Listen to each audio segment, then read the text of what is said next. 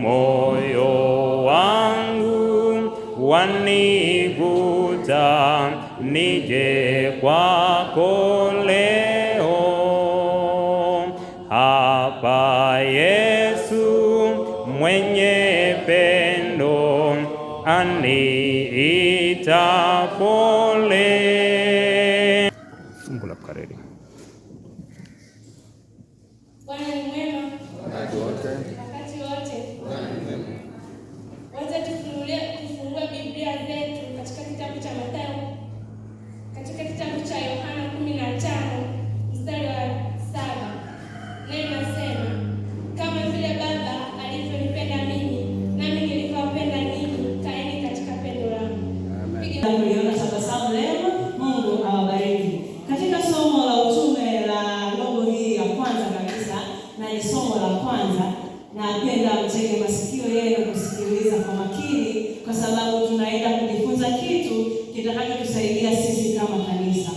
Tuko katika nchi, kabla ya kutaja nchi, naomba tuanze. Katika kanisa letu la Kiadventista ulimwenguni kote, tunashauriwa kufungua matawi ama kufungua huduma mahali kwa ajili ya kuhudumia jamii. Wewe unaweza ukafungua shule au hospitali au ukafungua sehemu kwa ajili ya kutolea vituo vya watoto yatima kwa ajili ya kutolea huduma. Hizo sehemu zinasaidia kama kanisa kulifanya kanisa kuzidi kukuza roho za watu, kulifanya kanisa liongoe roho mpya, lakini pia kuonyesha jinsi ambavyo kanisa linahudumia kama ambavyo Baba yetu wa mbinguni anavyotuhudumia.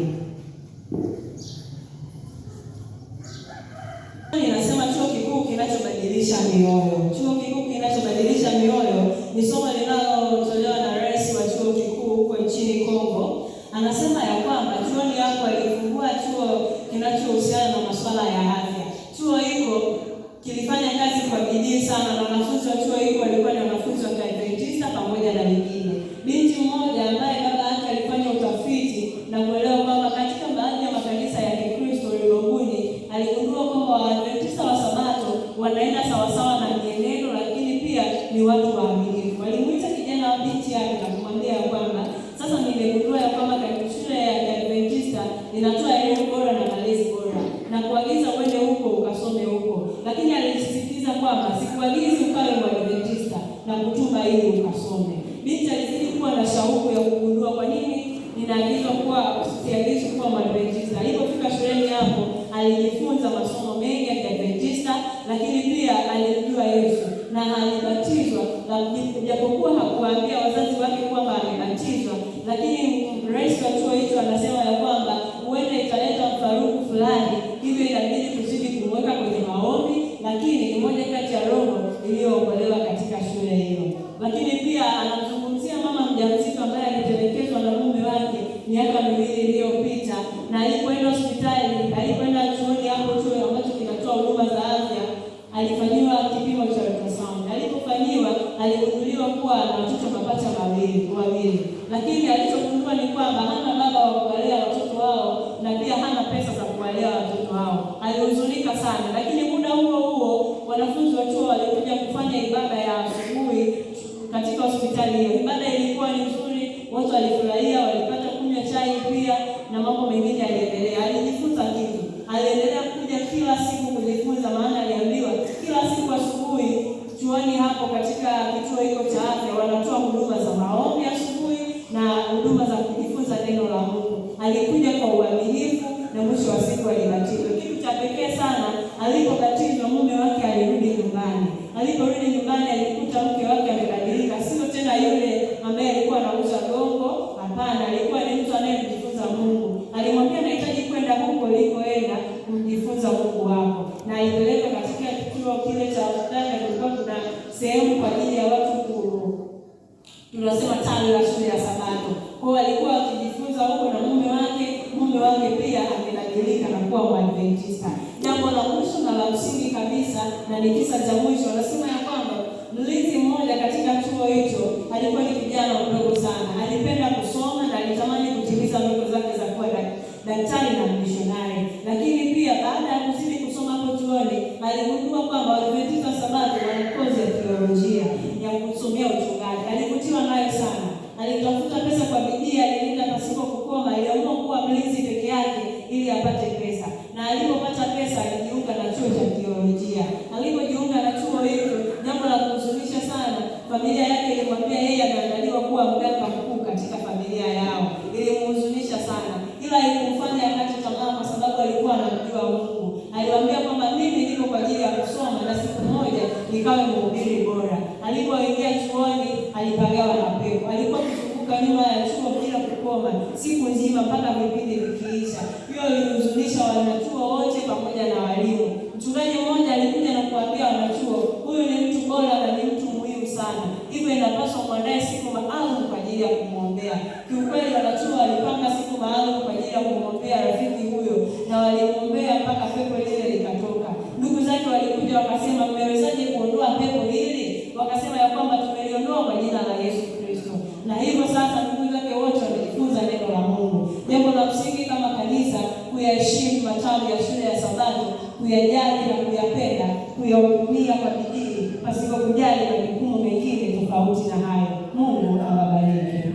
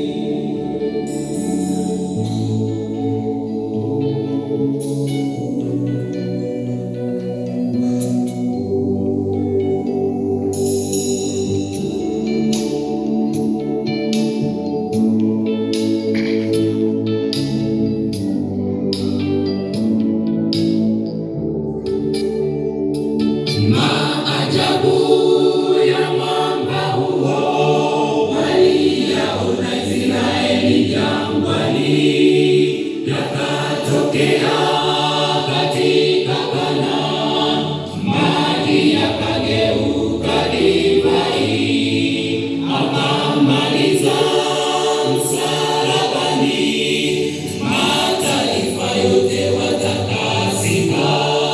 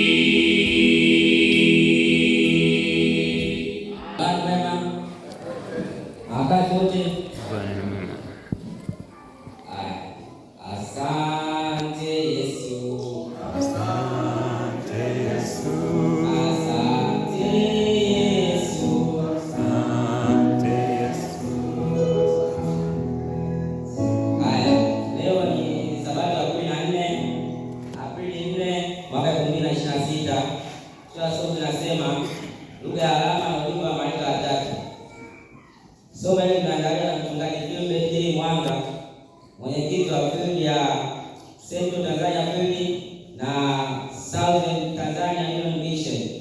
Hivyo haya yenyewe zinatoka katika Ufunuo 14:6 hadi 7, na inasema kisha nikaona malaika akitoka kati ya mbingu mwenye njia ya milele, abiao wakao ndani ya nchi, abiao wakao ndani ya nchi katika kila taifa, kabila, lugha na jamaa, mwenye sauti kuu akasema, njeni Mungu na kumtukuza, maana saa hukumu yake imekuja.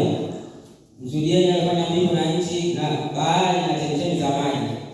Hivyo sura ya Ufunuo 14 inatoa ujumbe juu ya malaika watatu. Hivyo lakini malaika wa kwanza anatoa wito juu ya kuhubiriwa kwa ujumbe wa Injili ya milele kwa kila taifa na kwa watu wote. Hivyo Biblia inasema kwa makabila yote, inamaanisha na lugha zao. Pia Biblia inasema kwa lugha zote, inamaanisha kuna watu wana lugha lakini hawana kabila.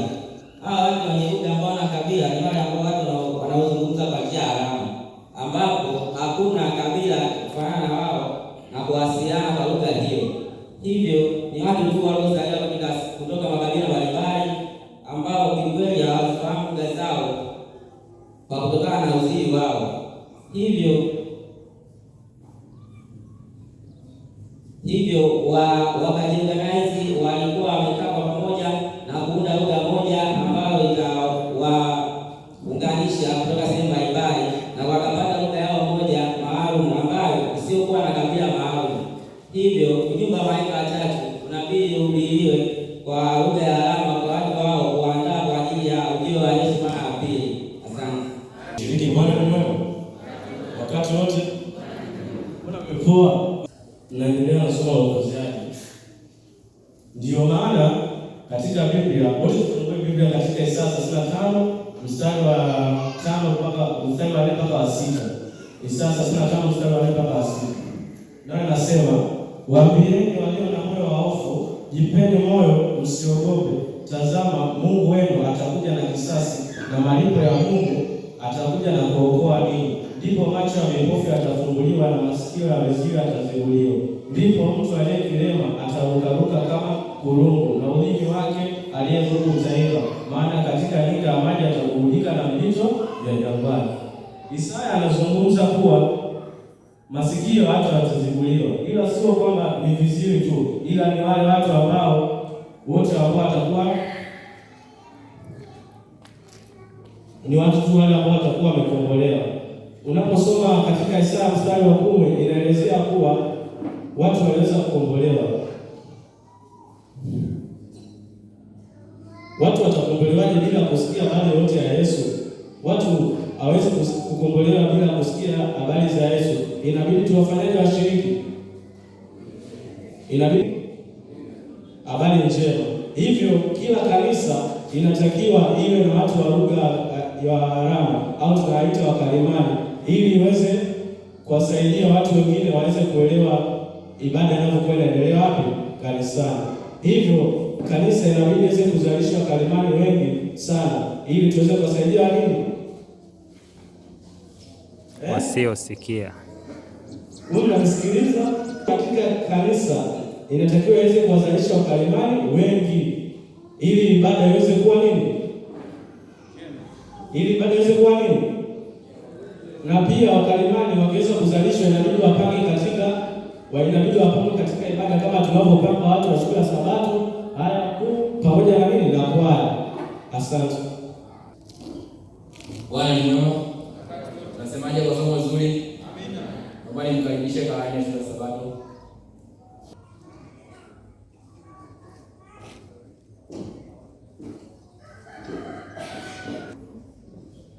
Bwana ni mwema. Ningependa kuwasilisha. All the time. Wangapi wanatabasamu? Mimi napenda watu wanaotabasamu hivi. Wangapi wanatabasamu? Nami nina furaha kuona tabasamu yenu. Mimi kwa majina naitwa Latifa Ibrahim Mungara. Mimi mwema. Wakati wote mimi huwa nasikiaga kwa lugha fasaha wanasemaga hakuna ni kwa majina, ni kila mtu ana jina, si ndio? Basi mimi jina langu baada ya David Msiba. Kwa majina naitwa Benard Kisila, nimeleta somo la ukuziaji. Kwa majina naitwa Judith Abineri, ni mhudumu fungu na ombi. Niliyehudumu kama mwenyekiti wa siku ya leo naitwa Samson Kesanta. Nawashukuru kwa usikivu wenu na kwa kujitahidi katika shule ya Sabato. Na tuendelee hivyo hivyo ili siku zinazokuja leo tunajaza kabisa. Tuendelee na moyo huo. Nina mimi hatujasalimia. Hapo ulipo utamsalimia. Asante Yesu, asante.